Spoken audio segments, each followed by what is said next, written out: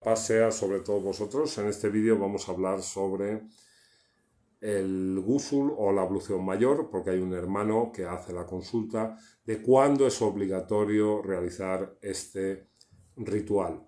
Pues bien, según la tradición islámica, pues muchos ya lo sabéis, hay que hacerlo en distintas ocasiones, después de eyacular, después de tener la menstruación. Hay el Ghusl de los muertos, hay el de antes de ir a la mezquita en el Salat el-Jumu'ah, hay como 10 o 11 que se reparten, digamos, entre obligatorios y meritorios, pero son unos cuantos. Yo me imagino que tú, hermano, quieres saber qué dice exactamente el Corán respecto a esto. Respecto a Janaba, que entendemos normalmente como impureza, que cuándo hay que hacer este Ghusl para quitarse este estado, ¿no?, de Janaba. Bien, lo primero de todo tenemos que analizar el versículo 5 o 6, que vamos a dividir en 4 partes, y es importante dividirlo en 4 partes porque de lo contrario se nos va a escapar la esencia de lo que nos quiere decir. Después leeremos el contexto a continuación para que podamos captar más la esencia del texto. La primera parte dice: vosotros que creéis, cuando vayáis a hacer el salat, lavad la cara y las manos, llegando hasta los codos, y pasad las manos por la cabeza y por los pies hasta los tobillos. Ya hicimos un vídeo en el canal, lo dejo por aquí, en el que explicamos de qué manera hacer el ritual de la limpieza antes del Salat el Vudú, digamos. Porque se puede entender de esta forma, de la forma tradicional, en la que uno se limpia antes de rezar. Pero ¿qué ocurre? Como señalamos en otro vídeo también del canal, que también os lo voy a dejar por aquí, este acercarse a Allah, que es el significado básico del término salat, porque la raíz significa seguir de cerca. Entonces hay mucha gente que entiende que este salat no solo es rezo, sino también guarda relación con seguir de cerca los preceptos de Allah, cumplirlos, cumplir la orden de Allah. Entonces, desde esta perspectiva, y como explico en ese vídeo, pues vais a poder ver que esta otra visión abarca conceptos más elevados. Esa cara, esas manos, esa cabeza y esos pies hay distintas interpretaciones, pero en el vídeo vais a ver cómo están relacionadas con el alma de la persona, las acciones, el pensamiento, el camino, todo para seguir a Allah, seguir su orden. Es importante tener esta segunda visión del vudú en la cabeza para entender lo que viene a continuación del versículo. La segunda parte dice así: y si estáis impuros, purificaos. Wa in kuntum junaba fatahharu. Esto, cuando nos vamos al sentido básico de los términos, encontramos que junaba, que entendemos como impureza, tiene en árabe el sentido básico de estar distanciado, estar lejos de algo. Y taharu, que todo el mundo entiende como eliminar la suciedad, pues en árabe no solo se utiliza para la suciedad del cuerpo, sino para la suciedad mental y espiritual. Claro, desde esta perspectiva podemos entender que si estamos lejos de conseguir el seguir los pasos del vudú, entonces lo primero que debemos hacer es eliminar esta suciedad espiritual o mental que tenemos, porque de lo contrario no podremos llevar a cabo el vudú, es imposible. ¿Cómo vamos a seguir el camino de Allah? ¿Cómo vamos a centrar nuestra alma, nuestras acciones, nuestros pasos,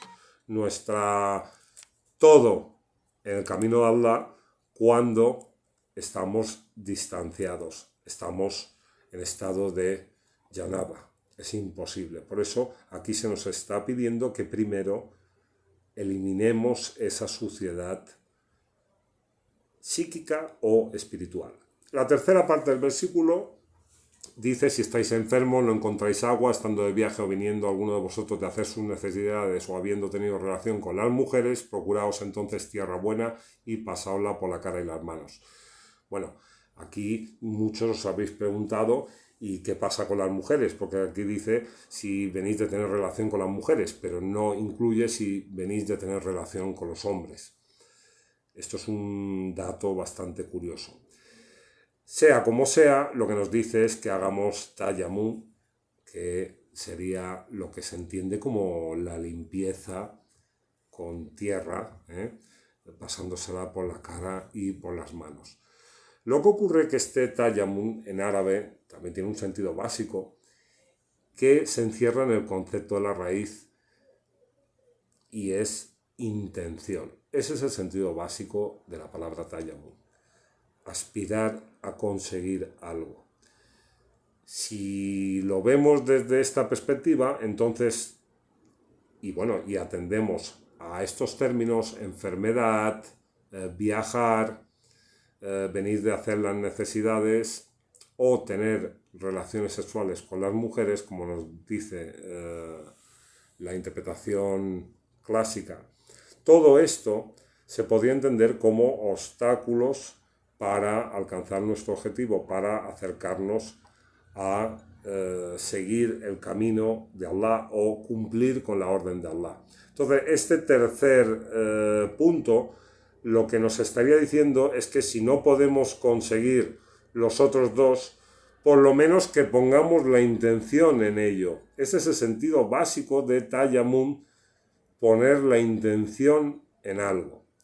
Y después pasaríamos al cuarto punto del versículo, donde encontramos lo siguiente: Allah no quiere poneros ninguna dificultad, solo quiere que os purifiquéis, tahira, que ya hemos dicho que significa eliminar la suciedad psíquica o espiritual, y completar su bendición o niama, que este término tiene el sentido básico de favor o bendición, y en su raíz se encierra la idea de aquello que proporciona alivio y reconforta al corazón. Entonces, cuando leéis en el Corán su bendición, tiene este sentido: algo que proporciona alivio al ser humano y que le reconforta el espíritu, el alma, el corazón. Sobre vosotros, para que podáis ser agradecidos. Este ser agradecido, ya lo hemos hablado en otros vídeos, que es algo que tiene que ver con el agradecimiento a Allah, pero no el agradecimiento solo de palabra, sino de acción. Y está muy relacionado en el contexto coránico con actuar haciendo el bien a los demás. Es decir, ese favor que nos llega de Allah, compartirlo con las demás personas. Eso es lo que tiene que ver con ser agradecido con Allah. Cada vez que aparece en el Corán esta expresión, pues está muy ligada a eso, a hacer el bien a los demás, no a simplemente decir alhamdulillah o gracias a Allah por lo que me estás dando. No tiene que ver únicamente con eso. Si vamos abajo, lo que sigue el contexto de este versículo, vamos a encontrar lo siguiente: y recordad la bendición, otra vez niama, de Allah para con vosotros y el compromiso que adquiristeis con él al decir oímos y obedecemos. Es decir, este niama que aparece en 5.6 se repite en 5.7 y también un poco más abajo, para recordarnos que esta bendición está ligada al cumplimiento de oír y obedecer. Esto es algo también relacionado al primer término que aparece en el versículo, que nos habla de el salat. Como veis, todo guarda relación. Después, más abajo, se nos pide que seamos justos y, curiosamente, también si os fijáis, se nos habla de los hijos de Israel y nos dice que en verdad Allah exigió la alianza a los hijos de Israel y luego dice de ellos exigimos a 12 jefes de tribu. Pero ¿por qué nos habla de los hijos de Israel en este contexto? Pues bien, acordaros de esto, los hijos de Israel en este contexto. Vámonos a otro lugar donde también aparece lo que teóricamente es esta ablución mayor, que sería en 4:43, donde nos dice, no, vosotros que creéis, no os acerquéis al salat ebrios.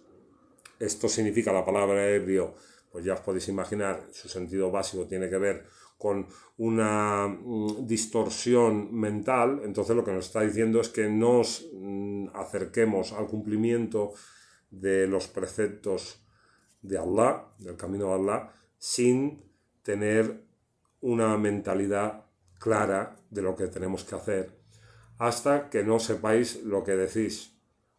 Ni impuros, salvo que estéis de paso, hasta que no os lavéis. Esto es un poco lo que hemos explicado anteriormente. Después dice, si estáis enfermos o de viaje, bueno, está repitiendo un poco lo que hemos dicho en 5:6, y también nos habla del tayamum, de si no somos capaces de esto, al menos que tengamos la intención de hacerlo. Eso es un primer paso, el tener la intención de cambiar y de acercarse a Allah. Y acaba diciendo el versículo, es cierto que Allah es indulgente y perdonador. Si nos vamos al contexto de este 4:43, más abajo vamos a encontrar lo siguiente. Algunos de los que practican el judaísmo tergiversan las palabras y dicen oímos y desobedecemos.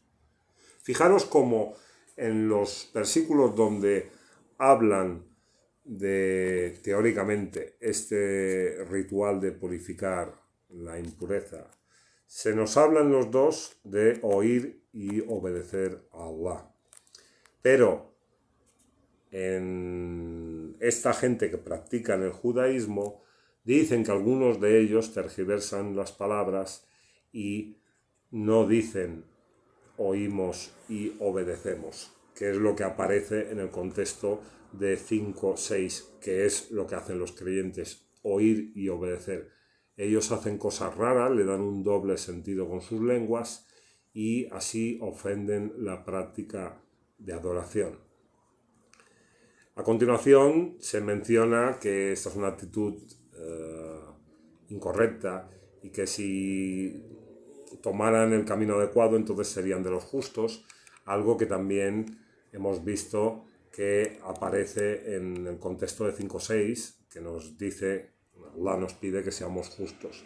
Entonces, fijaros la relación de los contextos, cómo fija nuestra atención en oír y obedecer.